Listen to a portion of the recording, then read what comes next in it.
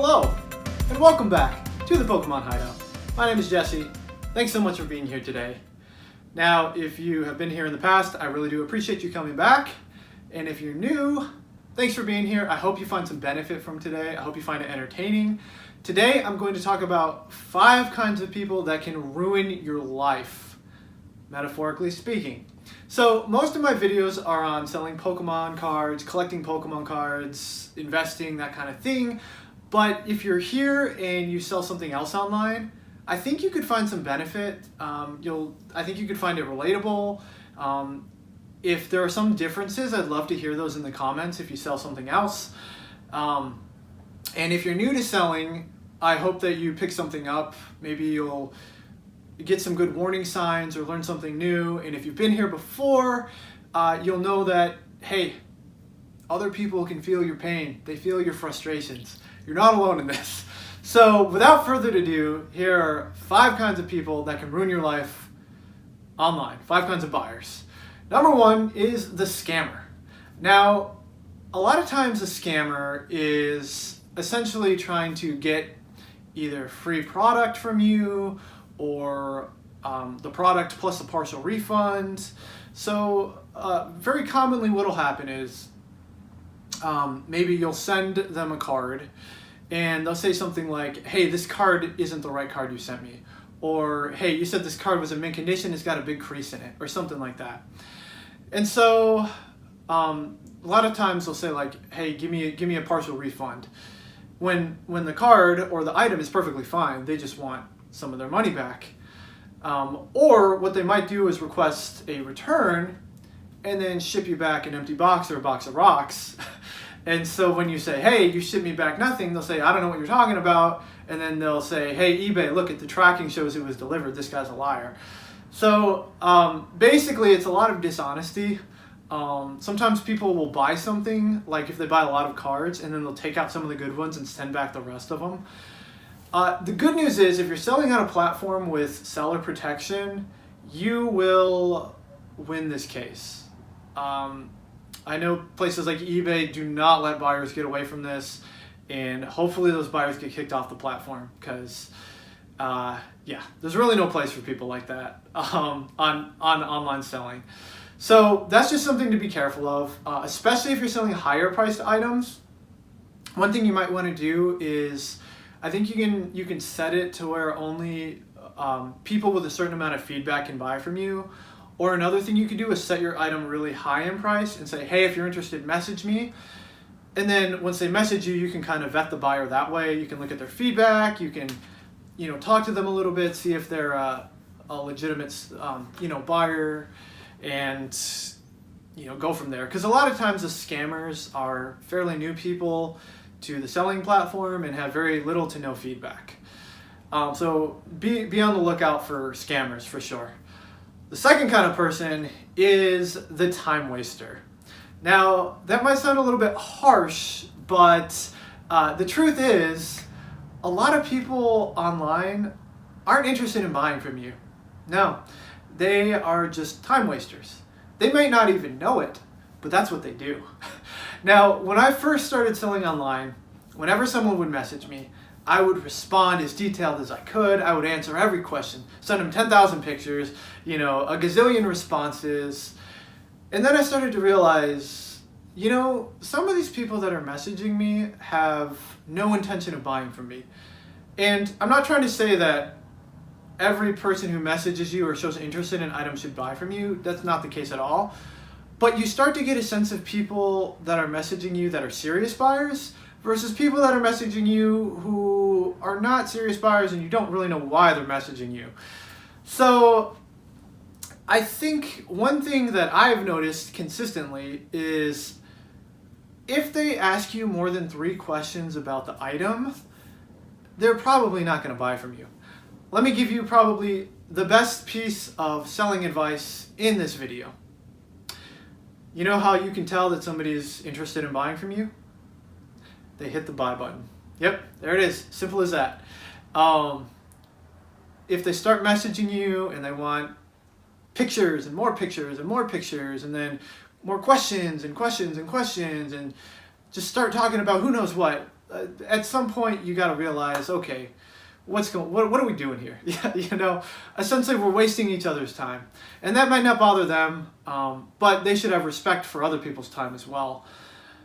So just watch out for those, and a lot of times you can tell the difference. A lot of times you can tell the difference between someone who you can tell by, are they using proper grammar? Are their questions, clear? Do they seem motivated to buy? Versus other people that just, their motivation is pretty nebulous. Like you just don't really know what they're thinking. So be on the lookout for that, because you really don't want to get caught up in messaging people all over the place and never making any sales. That's something that happened to me early on when I started selling, and it just got very frustrating, and it's difficult for your mental health too. It gets discouraging. Watch out for trollers too. People that have no intention of buying from you. An example of a troller would be someone who messages you and says, "Hey, your item's priced way too high. You need to lower that price." It's like, okay, well then don't buy from me. Like, that's fine that you feel that way. We're all entitled to our opinion. Because I've engaged in dialogue with these people before, and it just, it never goes anywhere. It's just, again, it's a time waster. Another thing, somebody might say, "Hey, your item's fake," when it clearly isn't. And I don't know if these people get like a sense of power, or they like to criticize other people. It makes them feel good or something. But just, I found it's best just to not engage with these people, in my opinion. So, and it can wear on you if you have too many of these negative experiences. It's not like a scammer where you're going to lose money, but it gets frustrating, and people stop selling online because they have to deal with these kinds of people too much. So the third kind of person that can ruin your life selling online is the lowballer. And this person can literally ruin your life if you start selling your items for way below what you should be selling them for. So something I've learned is that if you're on a selling platform, the cool thing is you have access to millions of potential buyers. So if one person's interested in buying your item, the odds are there are multiple people. So if somebody wants your item for way below market price, for example, if you have a $200 item, somebody says, "I'll give you $50 for it."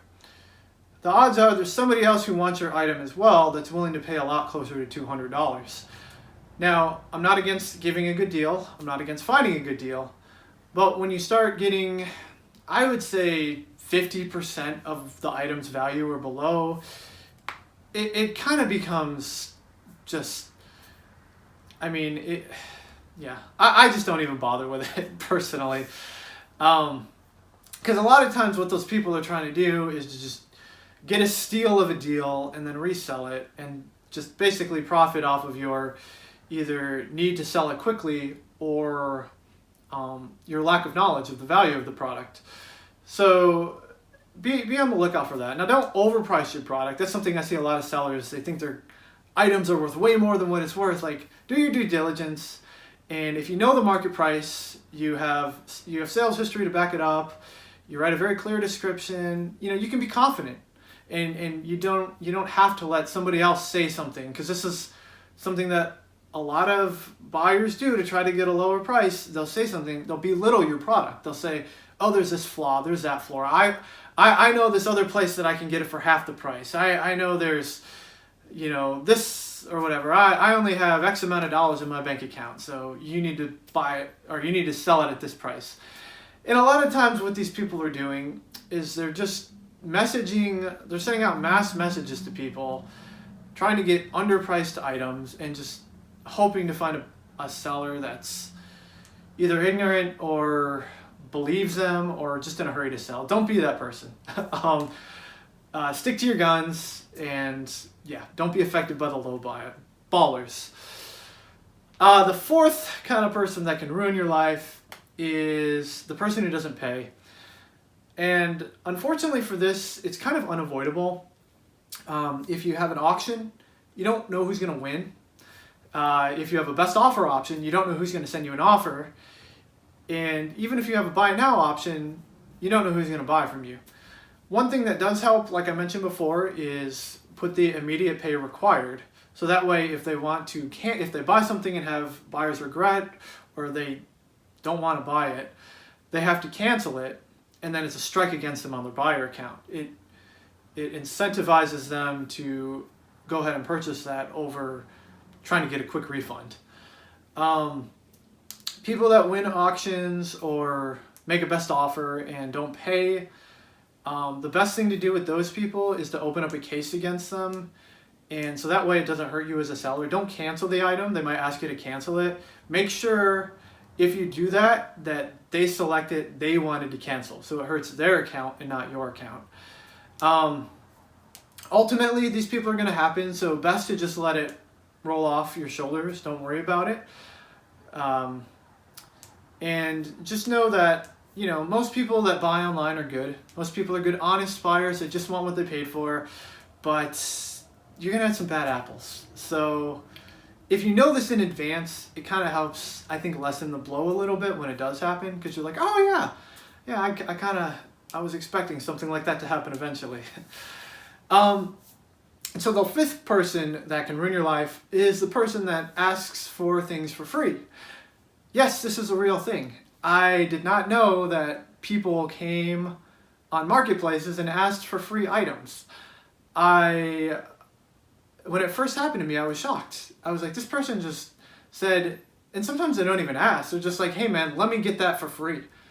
Let me get that for free. No, you can't have it for free. I'm here to sell it. Like, I would never ask somebody else to give me an item for free. So again, I just like to ignore these people. I mean, basically that's kind of, most people I just ignore. Obviously with the scammer, you have to take action. But a lot of times with that, like I said, just work with the platform. If they have seller protection, you'll be fine. So I guess to sum everything up here, I would say don't get discouraged selling online when negative things happen. Be confident, stick to your guns, stick to what you know. Don't engage in dialogue that will be negative and doesn't have any positive outcome. And just keep selling, because it's a great thing that we get to sell online and get access to millions of buyers, and there are rewards if you stick with it, and you can deal with these road bumps and some of the setbacks that come along the way and some of the negative people. If you can just kind of push past them, brush them off, it'll